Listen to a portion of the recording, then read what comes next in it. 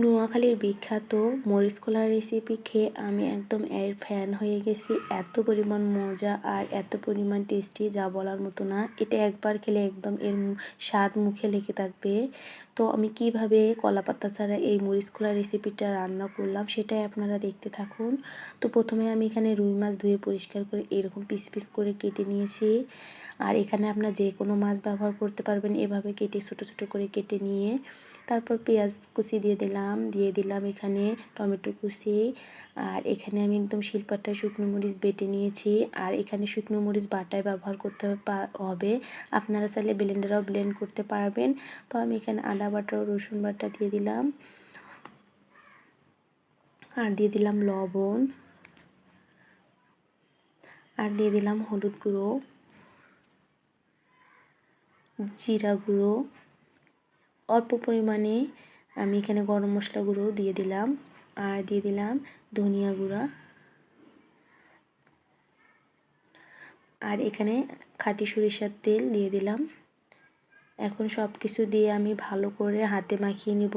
আর এমনভাবে মাখিয়ে নিতে হবে যাতে মাখাতে অর্ধেক রান্না হয়ে যায়।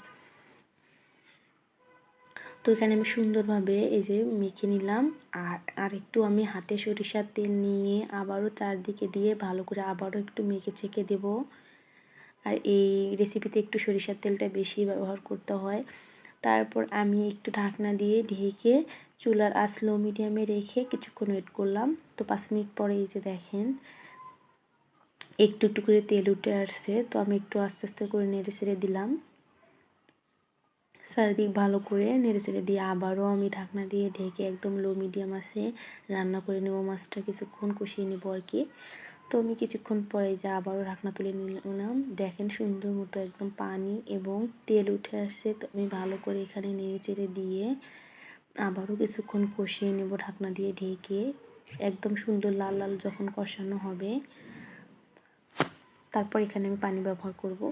তো কিছুক্ষণ পর এই যে আবারও ঢাকনা দিয়ে ঢেকে দিলাম। তো ঢাকনা দিয়ে ঢেকে দেওয়ার পর তুলে দেখি এই যে সুন্দর মতো কষানো হয়ে গেছে। আমি এখানে ভালো করে একটু নেড়ে চেড়ে দিলাম। এখন নেড়ে চেড়ে দিয়ে আমি এখন এখানে পরিমাণ মতো পানি দিয়ে দিলাম। তো এই পানিতে একদম এই মরিচ কলা রান্নাটা হয়ে যাবে।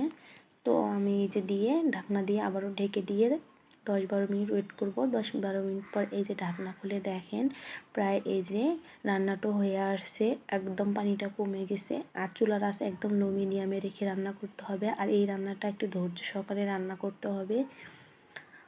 তো এভাবে সুন্দর মতো নেড়েচেড়ে আমি কিছুক্ষণ ওয়েট করব। তো কিছুক্ষণ পরে এই যে দেখেন আমার রান্নাটা একদম ফাইনালি হয়ে গেছে। আর এই যে আমার রান্নার ফাইনাল লুক। তো কেমন হয়েছে এই মরিচ কলা রেসিপিটা অবশ্যই কমেন্টে জানাবেন। টাটা, আল্লাহ হাফেজ।